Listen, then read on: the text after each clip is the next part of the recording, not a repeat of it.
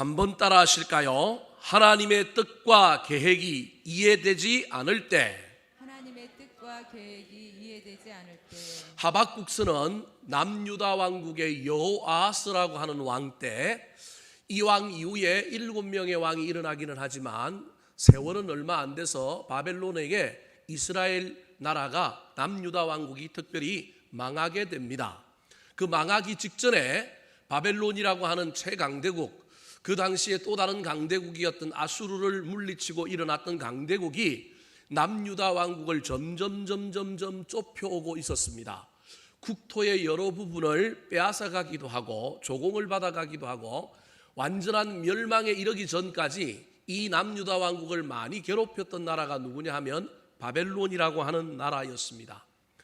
이런 상황 속에서 하박국이라고 하는 선지자가 하나님께 질문을 합니다. 특별히 1장 1절부터 보면 하박국 선지자의 첫 번째 질문이 나오고 오늘 본문이 그 두 번째 질문입니다. 이 질문은 그냥 질문이 아니라 기도의 형식을 가지고 기도하는 가운데 하나님께 묻고 있는 내용입니다. 첫 번째 그 질문의 기도의 내용이 무엇이었을까요? 1장 2절에 그 기도의 내용 주 핵심이 나옵니다. 같이 한번 읽어볼까요? 시작. 여호와여, 내가 부르짖어도 주께서 듣지 아니하시니 어느 때까지리이까? 내가 강포로 말미암아 외쳐도 주께서 구원하지 아니하시나이다. 개인의 문제뿐만 아니라 나라의 문제, 또 영적인 문제, 또 사회의 문제, 여러 가지 문제, 민족의 문제를 놓고 하나님, 이 백성이 지금 고난을 당하고 있고 고통을 당하고 있어서 하나님 어디 계십니까? 왜 침묵하시고 대답하지 않으십니까? 열심히 부르짖었는데 하나님이 전혀 반응을 하지 않고 응답이 없으니까 도대체 하나님 어디 계시냐고 첫 번째 물었습니다. 왜 이런 일들이 우리 가운데 일어납니까? 우리가 예수를 잘 믿는데, 우리가 예배를 열심히 드리는데, 우리가 하나님을 의지하는데 왜 우리 인생에 이런 고난이 있습니까? 라고 하나님께 하박국 선지자가 백성들의 대표가 되어서 하나님께 질문했습니다. 근데 우리 하나님께서 이 질문에 대한 전곡을 찌르는 정확한 대답을 하지 아니하시고 동문서답과 같은 대답을 했습니다. 그 대답이 5절 말씀입니다. 같이 한번 읽어볼까요? 시작. 여호와께서 이르시되 너희는 여러 나라를 보고 또 보고 놀라고 또 놀랄지어다. 너희의 생전에 내가 한 가지 일을 행할 것이라. 누가 너희에게 말할지라도 너희가 믿지 아니하리라. 너희가 믿을 수 없는 일, 전혀 생각해보지 않았던 일들을 내가 한 가지 할 것인데 그 일 때문에 지금 이런 일이 일어났다라는 거예요. 그럼 그 한 가지 일이 뭘까요? 자, 6절 말씀 같이 읽어보겠습니다. 시작. 보라, 내가 사납고 성급한 백성 곧 땅이 넓은 곳으로 다니며 자기의 소유가 아닌 거처들을 점령하는 갈대아 사람을 일으켰나니. 자, 뭐라고 지금 하나님께서 하박국 선지자에게 대답하고 있느냐 하면 우리가 바벨론 사람들 때문에 고난을 당하고 국도가 짓밟히고 사회는 혼란스러워 가진 자는 더 못 가진 자를 착취하고 억압하는 이 상황, 이런 고난을 당하고 있는데 하나님 어디 계십니까? 하나님 어찌하여 이런 일이 일어났습니까? 그랬더니 하나님이 죄 때문에 그렇다, 아니면 계획이 있다, 뭐가 이유가 있다, 이렇게 말하면 좋은데 하나님 뭐라고 얘기하고 있냐면 내가 계획이 있어서 한 가지 일을 너희들에게 지금 행하고 있는데 그 일이 뭐냐 하면 너희들을 그렇게 괴롭히는 그 나라, 그 바벨론 사람들을 누가 일으켰느냐 하면 내가 일으켰다라는 거예요. 내가 그들을 일으켜서 너희들을 지금 뭐 하고 있느냐 하면 징계하고 있다. 너희들에게 영적인 문제가 있고 신앙생활에 문제가 있어서 너희들을 지금 내가 뭐 하고 있냐면 징계하고 있다라는 거예요. 그 이야기를 들은 하박국이 이해가 안 되는 또 다른 문제가 생겼습니다. 아, 지금 벌어지는 일이 하나님의 징계구나. 여기까지는 이제 이해가 됐습니다. 처음에는 왜 이런 일이 벌어졌는지를 이유를 몰랐는데 하나님께서 이건 징계다. 너희들을 징계하기 위하여 내가 바벨론이라고 하는 나라를 일으켜서 너희들에게 지금 이런 문제가 생기게 만들었다라는 대답을 들었습니다. 근데 그때 하박국이 또 다른 의문, 또 다른 문제가 하나 생긴 겁니다. 오늘 본문의 그 문제를 가지고 우리 주님 앞에 나아가는데 그 문제를 가지고 이 하박국이 나아가기 전에 하나님의 응답이, 하나님께서 베푸시는 일들과 뜻과 계획이 이해가 안 되는 거예요. 받아들이기가 쉽지 않은 거예요. 왜 바벨론 나라를 일으켰지? 왜 그들을 통하여 나에게 이런 일을 하지? 저와 여러분이 인생길을 살다 보면 하나님의 어떤 뜻과 계획, 하나님이 펼쳐가시는 일들이 내 생각과 내 뜻과 다르고 이해가 되지 않는 일이 벌어질 때 우리는 어떻게 해야 할까요? 처음에는 이유를 몰라가지고 하나님께 물었더니 하나님께서 이유를 알려주셨는데 그 대답이 내 마음에 들지 않아. 내가 원하는 답이 아니에요. 내가 그 답을 이해가 안 돼. 이해할 수가 없어요. 이때 저와 여러분은 어떤 신앙의 태도를 취해야 할까요?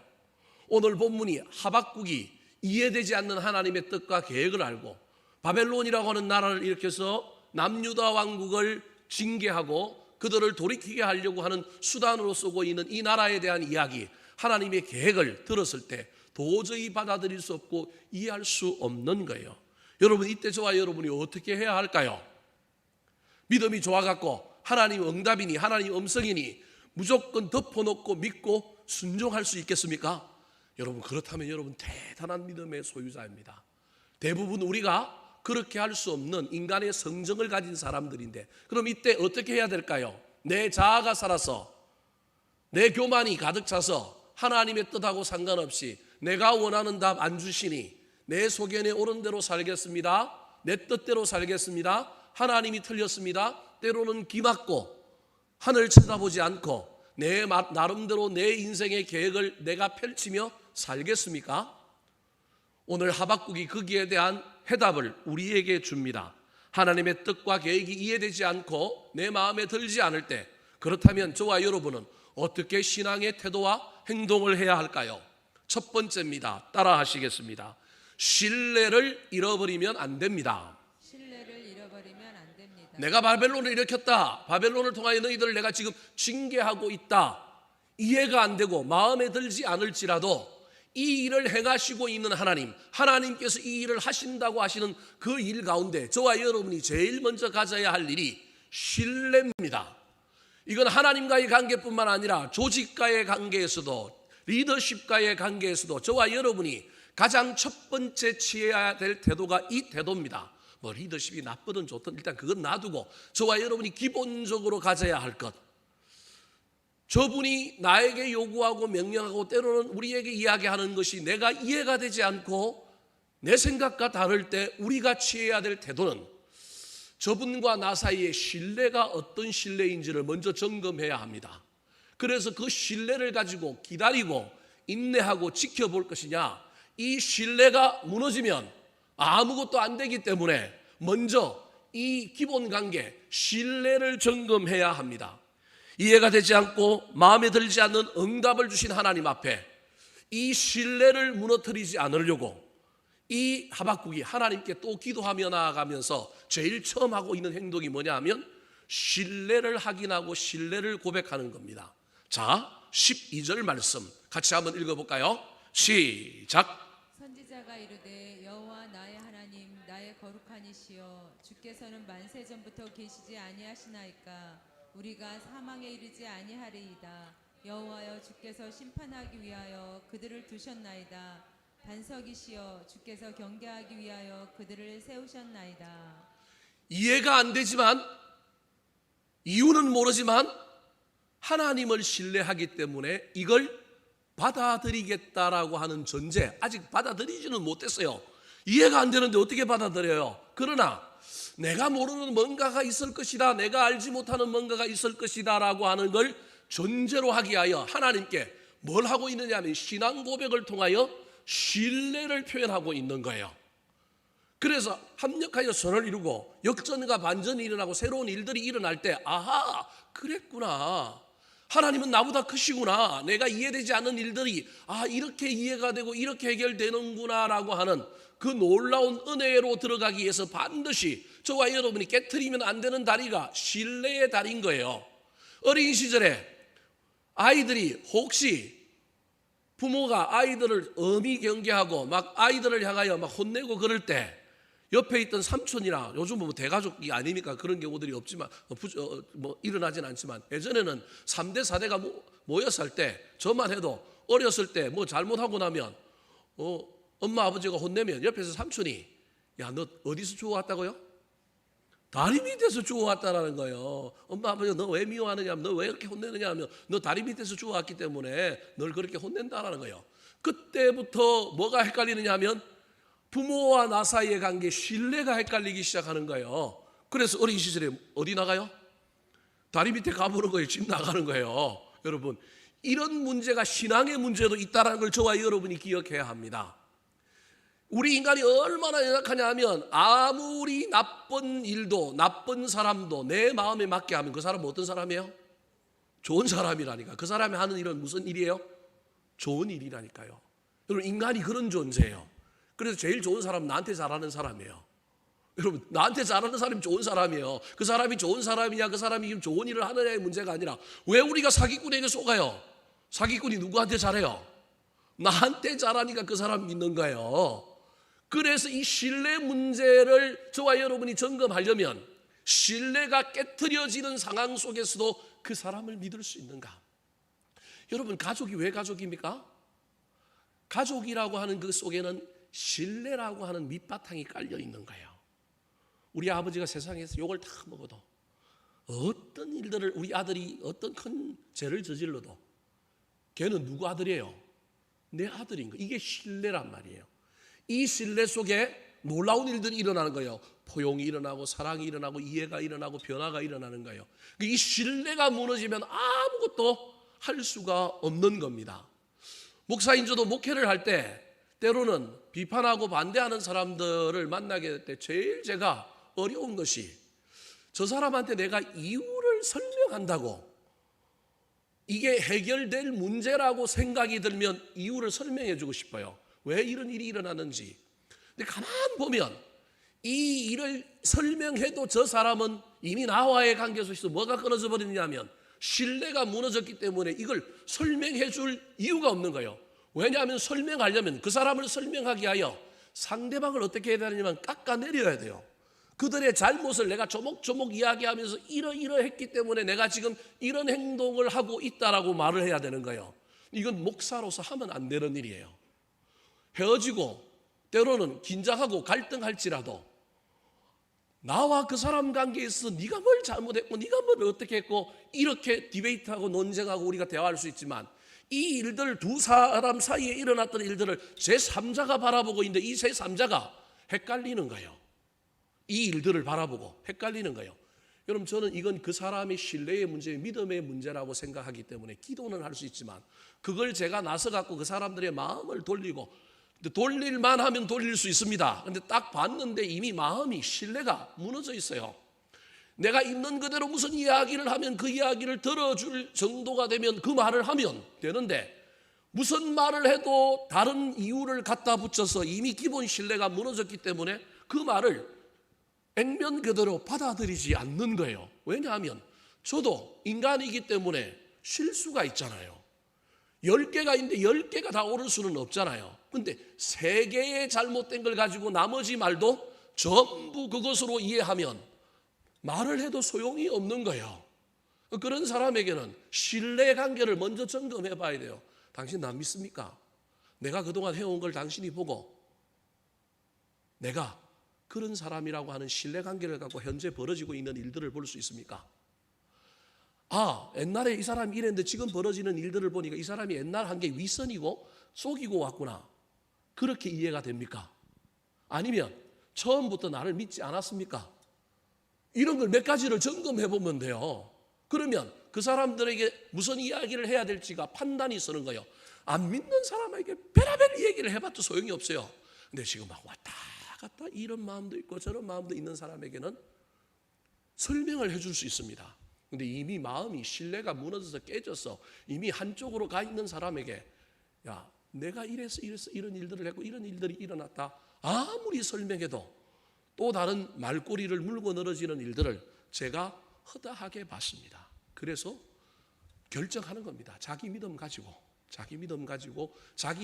자기가 가지고 있는 하나님과의 관계 속에서 하나님의 도우심을 구하며 결정하는 겁니다. 저는 그 결정을 존중하면 되는 겁니다. 하나님과의 관계에서도 마찬가지입니다. 저와 여러분이 하나님과의 관계에서 우리 하나님 나를 사랑하신다. 지금 어떠한 일이 일어난다 할지라도 합력하여 선을 이룰 것이다. 하나님께서 나를 위하여 좋은 것을 준비하고 예비하고 계신다라고 하는 기본 신뢰, 이게 믿음이라는 거예요. 여러분, 믿음은 다른 게 아닙니다. 이게 믿음이라니까요. 우리가 믿음이 있다 없다 자꾸 이야기하는데요, 이게 믿음이라니까요. 이 신뢰가 있느냐? 물론 이 믿음이 있어도, 이 신뢰가 있어도 이해가 안 되는 일은 이해가 안 됩니다. 그러나 이해가 안 되지만 뭐 하는 거예요? 기다리는 거예요. 믿는 거예요. 믿어주는 거예요. 기다리는 거예요. 여러분, 이게 신앙생활이란 말이에요. 이건 하나님과의 관계에서뿐만 아니라 사람과의 관계에서도, 저와 여러분이 어떤 공동체 간에 들어갈 때도 반드시 이해가 되지 않는 일들을 만나게 될 때 다시 한번 점검해야 될 일이 있는데, 그게 뭐냐면 기본 신뢰를 점검하는 거예요. 내가 이 사람을 믿을 만한가? 지금 내 눈에 보이고 내 눈앞에 펼쳐지고 있는 일들은 도저히 이해가 안 되는 일이고, 옛날 그 사람 같지 않고 내가 봤던 그 사람하고 전혀 다른 모습인데, 내가 그래도 이 사람을 지금 어떻게 생각하고 있는가? 하나님을 내가 어떤 하나님으로 알고 있는가를 전제를 먼저 확인하고 그걸 붙들어야 됩니다. 여기서 그 전제가 흔들리거나 이 신앙이 흔들리면 문제가 어그러지게 되어 있습니다. 오늘 보면 12절에 보니까, 12절 화면을 한번 띄워주시겠어요? 하박국이 이해가 되지 않는 하나님의 응답을 듣고 하나님을 향하여 뭐라고 얘기하느냐 하면, 여호와 나의 하나님. 저들의 하나님이 아니라 하나님은 누구의 하나님이냐면 나의 하나님이요, 나의 어떤 분이라고요? 거룩하신 분이라는 거예요. 속이거나 엉뚱하게 할 분이 아니라는 거예요. 뿐만 아니라 주께서는 만세 전부터 계셨다. 이 말은 하나님은 영원하시기 때문에 하나님의 약속은 영원하다. 우리 민족을 향하여, 우리나라를 향하여, 나를 향하여 하나님께서 예전에 언약해 주신 그 언약은 영원히 변치 않고 갈 것이며, 그것은 언젠가 이루어질 거다. 그러면서 이 하박국이 이러한 상황 가운데서 또 뭐라고 고백하느냐 하면, 우리가 어디에 이르지 아니한다고요? 사망에 이르지 않을 겁니다. 바벨론이 우리를 이렇게 해도 우리 안 망할 겁니다. 그러면서 여호와여, 주께서 심판하기 위하여 그들을 뭐 했다고요? 두셨다. 그들이 누구예요? 바벨론을 비롯한 대적들인 거예요. 하나님이 우리를 징계하려고, 심판하려고 그들을 두셨습니다. 그 다음에 반석이시오라고 하는 저 말도 하나님께서 흔들리는 분이 아니라, 하나님 왔다 갔다 하시는 분이 아니라 공평하시고 정의로우시며 우리 하나님의 약속은 영원하다라고 하는 걸 표현하고 있는 단어가 만세전과 반석이라는 거예요. 주께서 우리를 뭐 하기 위하여 세웠다고요? 경계하기 위하여 그들을 세우셨다라고 신뢰를 다시 붙드는 거예요. 여러분, 이 신뢰를 붙들지 못하면 그 다음에 무슨 얘기를 해도 이해가 안 되는 거예요. 아까 5절 말씀에 하나님께서 뭐라고 얘기했을까요? 앞에 5절 말씀을 다시 한번 보여주실까요?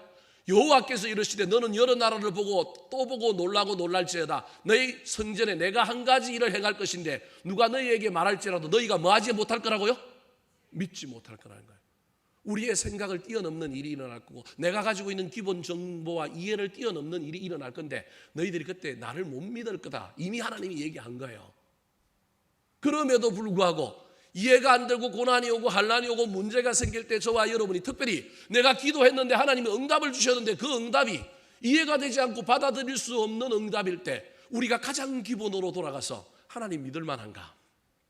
하나님 내 인생의 주인이 맞는가? 하나님 나를 사랑하시는가? 하나님 합력하여 선을 이룰 것인가? 먼저 이 부분을 점검하고 붙들어야 합니다. 이 부분에 작업을 하지 않고 그저 결과만, 드러난 것만 가지고 자꾸 뭔가를 이해하려고 하면, 하나님은 나를 사랑하기 때문에 때리는데 내 눈에는 사랑은 안 보이고 뭐만 보여요? 때리는 것만 보이는 거예요. 그러면 우리 하나님 나쁜 하나님이지, 믿을 수 없는 인간이지, 믿을 수 없는 분이죠. 그러니까 기본 신뢰를 회복하면 이유가 있을 거야. 근데 나는 지금 이유를 몰라. 이 이유를 좀 알았으면 좋겠는데 이유를 몰라. 그럼에도 불구하고 뭐가 있느냐 하면 기본 신뢰가 그 밑바닥에 있느냐 없느냐를 점검하셔야 되는 겁니다. 여러분, 이 신뢰가 믿음임을 잊어버리지 마시고, 저와 여러분 인생 가운데 이해 안 되고 내 마음과 내 뜻대로 안 되고 이상한 일이 나고 무슨 일이 일어나도 저와 여러분이 하나님을 향한 기본 신뢰, 즉 믿음이라고 하는 그 믿음이 흔들리지 아니하였으면 좋겠습니다. 혹시 내가 느끼고 내가 생각하고 내가 이해하는 하나님에 대한 그 믿음이 흔들리면 내가 하나님을 고백하면 됩니다. 하나님이 나한테 그 믿음을 주지 못하면 누가 하면 된다고요? 내가 하면 됩니다. 누군가가 나와의 관계 속에서 신뢰가 안 가는 일들이 보여지고 그 일들이 일어나서 내가 지금 심히 고민스럽습니다. 근데 살아온 날들을 쭉 보니 그 사람 믿을만 했고 내가 꽤 괜찮은 사람이라고 느꼈어요. 그러면 여러분, 그 사람이 나한테 신뢰를 못 주면 내가 뭐라고 얘기하면 돼요? 나 너 믿는다. 무슨 말인지 이해됩니까? 나 너 믿는다. 지금 일어나는 일들, 벌어지는 일들은 좀 막 이상하고 막 이해가 안 되고 좀 문제가 있지만 그래도 나는 너를 뭐 한다? 믿는다. 여러분, 이게 중요한 거라니까요. 하나님이 우리에게 그 이야기를 듣고 싶은 거예요. 근데 그 이야기를 지금 누가 하고 있는 거예요? 하박국이 하고 있는 거예요. 여러분, 우리 인생 가운데 막 믿을 만한 일만 일어나고 좋은 일만 일어나고, 여러분 믿을 만한 일이 일어난 걸 믿는 게 그게 무슨 믿음입니까? 좋은 일이 일어난 걸 그걸 좋다고 이야기하는 게 그게 뭐가 신뢰입니까? 때로는 우리 앞에 내 생각과 다른 일들이 일어나고 좋지 못한 일들이 일어나도 그동안 내가 믿었던 하나님, 내가 그동안 봤던 그 사람과의 관계 속에서 현재 일을 어떻게 평가할 거냐. 때로는 속더라도 나는 믿는다, 나는 지지한다. 여러분, 이게 저와 여러분이 이해되지 않는 일을 만날 때 제일 먼저 해야 될 일이라는 걸 기억하시기 바랍니다. 하나님과의 관계 속에서도 이 일을 저와 여러분이 잊지 말고 하셔서 자꾸 드러난 결과 막 눈에 보이는 것만 갖고 보지 말고 가장 본질적이고 기본적인 이 관계가 어떤 관계인지를 점검하고 확인하고 내가 그 관계를 다시금 하나님께 고백하는 저와 여러분의 신앙생활 되기를 우리 구주 예수 그리스도의 이름으로 축원합니다. 두 번째, 하나님의 뜻과 계획이 이해되지 않을 때 오늘 하박국은 어떻게 했을까요? 저와 여러분은 어떻게 해야 될까요? 따라 하시겠습니다. 이유를 물어야 합니다. 이유를 물어야 합니다. 그럼에도 불구하고 이해가 안 돼요. 그러면 뭐 해야 된다고요? 물어야 합니다. 여러분, 우리 인간은 묻지 않고 스스로 가지고 있는 정보를 가지고 뭐해요? 해석하고 판단합니다. 이게 제일 문제입니다. 제가 누군가에게 무슨 얘기를 들어서 어떤 분을 불러가지고 그분한테 그걸 확인하려고 그럽니다. 여러분, 근데 내가 불러서 확인하고자 하는 그 사람보다 내가 어떤 말을 전해 들은 그 사람의 말을 더 신뢰하면 어떤 일이 벌어질까요? 이 사람이 나한테 무슨 말을 해도 나는 어떻게 할까요? 안 믿습니다. 여러분, 이건 정말로 좋지 못한 태도입니다. 특별히 리더십을 가진 사람은 절대 그러면 안 됩니다. 내가 이 사람한테 무슨 이야기를 들어서 이게 문제가 있다라고 판단이 있어서 이 사람을 불러서 확인을 하려고 그럽니다. 설사 이 사람이 나한테 거짓말 한다 그래도 물어야 합니다. 묻고 그 사람이 말하는 건 거짓말이라 할지라도 내가 그 말을 어떻게 해줘야 될까요? 믿어줘야 합니다. 믿어줘야 합니다. 근데 우리 인간의 관계는 그게 안 되는 거예요. 내가 들은 말, 그 말을 내가 먼저 들었고 그 말이 더 신뢰스럽기 때문에 내가 이 사람에게 뭘 물었는데 이 사람이 뭐라고 대답하든지 간에 이미 내가 정답을 가지고 있는 걸 갖고 판단을 하기 때문에 안 되는 겁니다. 근데 물어야 됩니다. 묻고 그 사람이 하는 이야기를 어떻게 해야 되느냐 하면 액면 그대로 받아줘야 합니다. 그리고 난 다음에 뭐 해야 되느냐 하면 해석하고 판단해야 합니다. 근데 우리는 이미 묻기도 전에 해석하고 판단이 끝났기 때문에 물어서 상대방이 말한 그 말을 액면 그대로 받아들이지 않고 우리가 가지고 있는 모든 것을 가지고 다 이미 해석을 해버리는 경향이 있습니다. 정치판에서 지금 싸우고 있는 것도 알고 보면 전부 그 맥락에서 벌어지는 겁니다. 리더십을 가진 자로서 제가 이 부분에 있어서 많은 실수도 했고 많은 어려운 경험들을 많이 겪어봤기 때문에 하나님 앞에 늘 기도하는 건 내가 누구한테 무슨 얘기를 들었다 할지라도 그 이야기는 그냥 수평선에 0에다 놓고 또 불러서 물어봤을 때 그 사람이 나도 이성이 있고 나도 영적인 분별력이 있어 들어보면 저게 거짓말인지 참말인지 속이는 건지 아니면 변명하는 건지 다 이해가 되지만 일단 상대방이 한 얘기를 뭐 하자? 사실로 받아주자. 그리고 기다려보자. 그리고 지내보자. 이 작업을 해야 되는 거예요. 여러분, 신뢰관계를 확인했던 하박국이 하나님과의 관계에서 하나님 믿을 만하고 하나님 신뢰할 분이고 하나님 나를 위하여 합력하여 선을 이룬 분이라고 하는 걸 이해하고 받아들였습니다. 하나님이 대답한 게 뭐냐 하면 갈대아 사람, 바벨론 사람들을 들어서서 너희들을 징계하기 위하여 이런 일들이 벌어졌다. 지금 너희들이 고난을 당하는 이유는 하나님께서 너희들을 징계하는 일이고 그 징계의 대상으로 누굴 썼느냐 하면 바벨론이라고 하는 나라를 들어섰다라는 거예요. 그런데 지금 하박국이 이해가 안 되는 거예요. 왜 바벨론이냐? 무슨 말씀이 이해되십니까? 징계받는 것까지는 이해가 되는데 왜 하나님, 왜 하필 바벨론입니까? 바벨론 우리보다 더 악한데, 바벨론 하나님을 섬기지 않는데 왜 그 사람들을 통하여 그 악을 가지고 선한 우리를 징계하십니까? 우리보다 나은 사람을 가지고, 우리보다 괜찮은 사람을 가지고, 바벨론 말고 다른 나라를 가지고 우리를 징계해야 되는데 왜 우리를 바벨론이라고 하는 나라를 통하여 징계하십니까? 여러분, 이 이야기 속에는요, 인간이 가지고 있는 본질 허리가 있습니다. 여러분, 무슨 말이냐면 우리는 어떤 일에 대하여 거부감을 가지면 그 거부감의 본질을 붙드는 것이 아니라 주변에 있는 주변부를 가지고 그걸 뒤집어 엎고 싶은 것이 있습니다. 하박국이 지금 하나님께 이렇게 얘기하는 건 사실은 왜 바벨론이냐 이야기하지만 사실은 무엇에 대한 이야기를 하고 싶은 거예요? 우리가 잘못한 게 없는데 왜 징계하십니까? 이 얘기 사실은 하고 싶은데 그 얘기는 대놓고 못하고 하나님 선하시고 하나님 이유가 있다는 걸 아니까 하나님 징계하시는 거 인정하겠습니다. 사실은 했지만 그것도 인정이 사실은 마음속에 깊은 곳에서 안 된 겁니다. 그러면서 지금 그 징계에 대한 불편함을 어떻게 둘러서 이야기하느냐 하면 왜 그런데 하필 바벨론을 가지고 우리를 징계하십니까? 그게 13절입니다. 13절 같이 한번 읽어볼까요? 13절 시작. 주께서는 눈이 정결하심으로 악을 참아보지 못하시며 패역을 참아보지 못하시거늘 어찌하여 거짓된 자들을 방관하시며 악인이 자기보다 의로운 사람을 삼키는데도 잠잠하시나이까. 저기 보십시오. 주께서는 눈이 정결하시는데 악을 참아보지 못하는데 왜 그 악한 패역을 거듭하고 있는 그 바벨론을 통하여 우리를 치십니까? 거짓된 자들을 방관하시며 악인이 자기보다 어려운 사람을 삼키는데도 뭐 한다고요? 잠잠하십니까?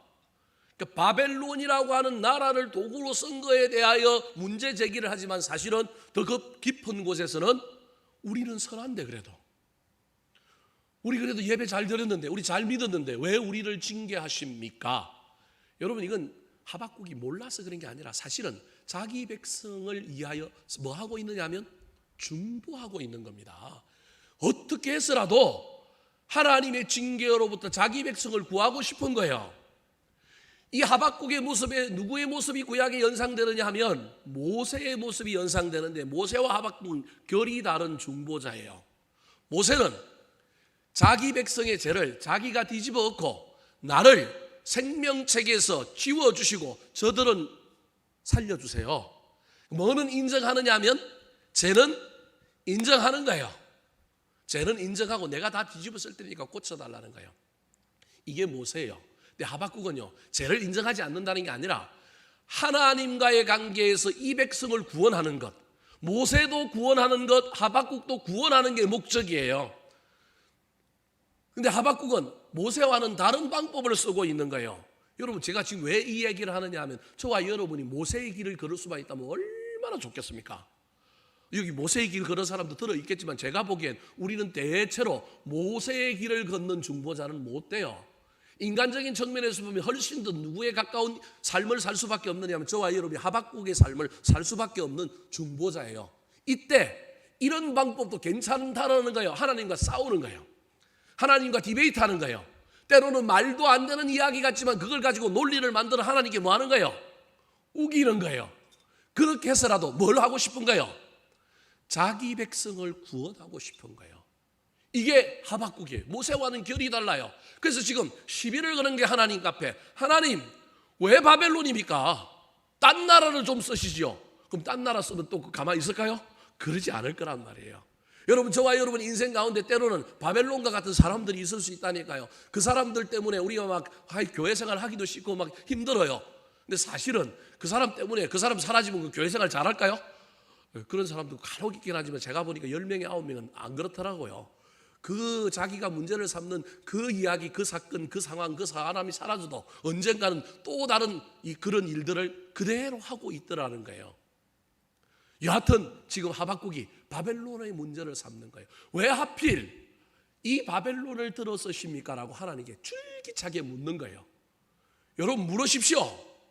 저와 여러분의 인생 가운데 말이 안 되고 때로는 하나님의 입장에서 수가 뻔히 보인다 할지라도 하나님께 물어야 합니다. 왜 나한테 이런 일이 벌어집니까? 왜 이런 일이 벌어졌습니까? 내가 뭘 잘못했습니까? 하나님께 물어야 합니다. 여러분, 이 하박국이 얼마나 바벨론의 문제를 집요하게 물고 늘어진지 아십니까? 바벨론이 악한데 왜 악한 저 사람을, 저 나라를 통하여 우리를 집어삼키려 하는데 쓰셨습니까? 그럴 뿐만 아니라 바벨론의 적나라한 약점들을 공격합니다. 자, 14절 15절 말씀 같이 한번 읽어볼까요? 시작. 주께서 어찌하여 사람을 바다의 고기 같게 하시며 다스린 자 없는 벌레 같게 하시나이까. 그가 낚시로 모두 낚으며 그물로 잡으며 투망으로 모으고 그리고는 기뻐하고 즐거워하여. 바벨론이 얼마나 남유다 왕국의 백성들을 착취했는지를 설명하는 거예요. 14절은 우리가 하나님의 도우심과 하나님의 은혜가 없어서 우리 바다의 고기 같고 다스리는 자 없는 벌레같이 되었다. 자기들의 불쌍함, 긍휼히 여김을 받을 만한 비극적인 모습을 그대로 이야기하고 난 다음에 이런 불쌍한 고기와 같은 벌레와 같은 이런 우리를 바벨론 집이 어떻게 했느냐 하면 낚시로 낚았고요, 그물로 잡고요, 그 다음에 뭐예요? 토망으로 모았다는 거예요. 이게 무슨 말이에요? 빠져나갈 사람이 없었다라는 거예요. 그물로 잡았는데 빠져나가면 낚시로 잡고요, 낚시로 잡았는데 빠져나가면 투망으로 잡았다라는 거예요. 그래 놓고 실컷 잡아놓고 또 뭐하고 있다고요? 기뻐하고 즐거워한다는 거예요. 이런 나쁜 놈들인데 이렇게 악랄하게 하는데 왜 이런 사람들을 써서 우리를 징계하십니까? 더 나아가서 뭐라고 얘기해요? 자, 16절 말씀 같이 한번 읽어볼까요? 시작. 그물에 제사하며 투망 앞에 분향하오니 이는 그것을 힘입어 소득이 풍부하고 먹을 것이 풍성하게 됨이니이다. 하나님께서 세웠다며요. 그러면 그들을 통하여 그들을 도구로 써서 우리를 징계했다고 한다면 그들이 하나님께 감사해야 되는데 그들이 지금 어디에 분향해요? 그물에 제사하고 투망에 뭐 한다고요? 이게 무슨 말이에요? 자기 능력이라는 거예요. 자기들의 능력으로 이 일을 했다라고 자기들 능력을 지인 자랑한다라는 거예요. 그리고 그것을 힘입어 자신들의 능력을 힘입어 소득이 풍부해졌고 먹을 것이 풍성해졌는데 우리는 벌레 같고 우리는 고기 가서 우리는 막 거물에 도망다니고 낚시에 도망다니는데 저들은 지금 저렇게 풍족하게 사는 것이 옳습니까? 라고 묻는 거예요. 여러분, 우리 인생 앞에 벌어진 문제 가운데 여러분 이해가 안 되면 물어야 됩니다. 그것 때문에 시험 들라는 얘기가 아니라 하나님께 부지런히 물어야 합니다. 하나님, 그럼에도 불구하고 신뢰할 만한 분이요, 하나님 내 인생의 주인이요, 우리를 합력하여 선을 이끄실 분이지만 단면적으로 요 시기에 이해 안 되는 일이 있으면 믿음을 떨어뜨리라는 얘기가 아니라 하나님을 의지하지 말라는 얘기가 아니라 하나님께 부지런히 물어야 합니다. 왜 물어야 한다고요? 문제가 해결되게 하기 위하여, 구원받기 위하여 물어야 합니다. 여러분, 신뢰하고 묻는 일들을 잊어버리면 안 됩니다. 그 일 가운데 우리 하나님의 마음이 바뀌고 우리 하나님께서 역사해 주시고 적어도 우리에게는 뭘 알려줘요? 이유를 알려준다니까요. 여러분, 이유를 알게 되면 고난은 견딜 수 있습니다. 이유를 몰라서 견디기가 힘든 겁니다. 이유를 알면요, 저와 여러분이 그 이유 가운데 기가 막히게 적응하며 살아갈 수 있습니다. 심지어 바벨론이 어떤 나라였습니까? 17절 말씀 같이 한번 읽어보겠습니다. 시작. 그가 그물을 떨고는 계속하여 여러 나라를 무자비하게 멸망시키는 것이 옳으니까. 우리나라만 징계하고 우리나라만 먹어 삼키는 것 좋다 이겁니다, 하나님. 그런데 이 바벨론이 이렇게 악한 놈들인데 그물을 떨구고는 한번 다른 나라 정복하고 난 다음에는 또다시 계속하여 다른 나라를 무자비하게 멸망시키는 저 악한 것들을 왜 들어서 우리를 뭐하냐고요? 우리를 징계하십니까? 그 말은 우리 징계하지 말라는 얘기예요. 그 말은 우리를 징계 가운데서 풀어달라는 거예요. 누구 때문에? 저 악한 바벨론 때문에. 저들보다 그래도 우리는 뭐하다고요? 우리는 좀 낫지 않습니까? 우리는 좀 괜찮지 않습니까? 여러분, 이 논리로 가는 거예요. 말이 안 되는 것 같지만 여러분, 저와 여러분이 하나님 앞에 해야 될 일들이 이 일임을 기억하시기 바랍니다. 하박국이 우리에게 정말로 실질적으로 가르쳐 주는 거예요. 관계 문제 딱 점검하고 난 하나님 믿습니다. 이 고난 가운데 있어도 난 하나님 신뢰합니다. 그리고 난 다음에 우리 하나님께 정말로 들이대서 물어야 합니다. 이유를 알려주세요. 이유를 알려주세요. 왜 이런 일이 일어납니까? 왜 이런 문제가 있습니까? 여러분 꼭 그 이유를 알려고 묻는 게 아니라 여러분 그 자체가 우리 하나님을 기쁘시게 하는 거고 그 자체가 우리 하나님의 마음을 움직이시는 거예요. 저와 여러분은 묻지 않고 판단하는 거예요. 머릿속으로. 하나님이 이미 뭐 어떻게 했다 물어보지도 않는 거예요. 열심히 물으시기 바랍니다. 세 번째, 이해되지 않는 하나님의 뜻과 계획이 이해되지 않을 때 저와 여러분이 행동해야 될 일이 무엇일까요? 첫 번째로는 신뢰하는 거예요. 두 번째로는 뭐 하는 거예요? 물어보는 거예요. 신뢰 잃어버리면 안 됩니다. 그리고 물어봐야 합니다. 여러분 이 물어보는데 꼭 막 저와 여러분이 어떤 정당한 어떤 이유를 가지고 말할 필요도 없어요. 그냥 물어봅니다. 하나님 나 안 사랑해요? 하나님 왜 이런 일이 일어납니까? 물어봐야 합니다. 그 다음에 해야 될 일이 뭘까요? 따라 하시겠습니다. 기다리며 바라보아야 합니다. 기다리며 바라보아야 합니다. 2장 1절 말씀입니다. 원래 2장 1절까지가 1장으로 가야 하는데 성경의 장절을 하나님이 나누는 게 아니기 때문에 이런 일들이 벌어지는 겁니다. 사실은. 자, 2장 1절 같이 한번 읽어볼까요? 시작. 내가 내 파수하는 곳에 서며 성루에 서리라. 그가 내게 무엇이라 말씀하실는지 기다리고 바라보며 나의 질문에 대하여 어떻게 대답하실는지 보리라 하였더니 기도했으니 기도하고 기대하며 뭐 한다고요? 기다린다라는 거예요. 여러분 이런 사람에게 하나님께 응답 안 해주시겠어요? 적어도 문제를 해결해 주시든지 아니면 적어도 위로를 해 주시든지 아니면 적어도 야 기다리라 견디라 이유를 알려주시든지 뭐든지 하지 않겠습니까? 파수하는 곳에 올라가서 성루에 서서 기다리고 바라보며 어떤 응답을 주실지 내가 하나님 앞에 서서 기다린다는 겁니다. 그게 보리라라고 하는 단어입니다.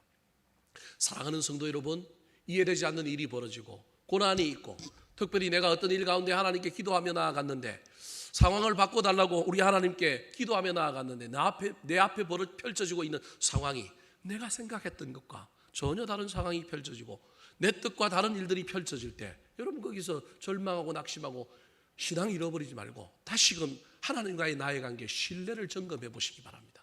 하나님 믿을 만한가? 하나님 여전히 나의 하나님인가? 하나님 내 인생의 주인인가? 하나님 여전히 합력하여 선을 이루어 주실 분인가? 그리고 하나님 앞에 나 하나님 믿습니다. 나 하나님 의지합니다. 고백하시기 바랍니다. 그리고 난 다음에 하나님 그래도 내가 이해되지 않는 게 있습니다.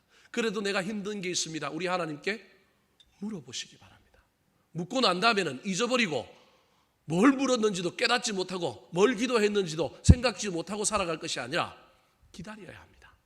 기도하고 응답이 이루어질 것을 기대하고 우리 하나님을 바라보고 소망하며 기다리는 신앙, 그 신앙에 우리 하나님의 놀라운 역사가 일어나서 여러분의 인생의 문제가 해결되고 하나님의 놀라운 음성이 들려오고 위로와 이유가 깨달아져서 고난도 환난도 넘어가고 통과하는 저와 여러분 되기를 우리 구주 예수 그리스도의 이름으로 축원합니다. 한번 따라 하실까요?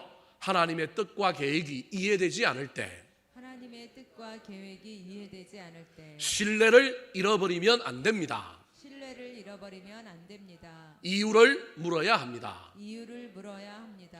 기다리며 바라보아야 합니다. 기다리며 바라보아야 합니다.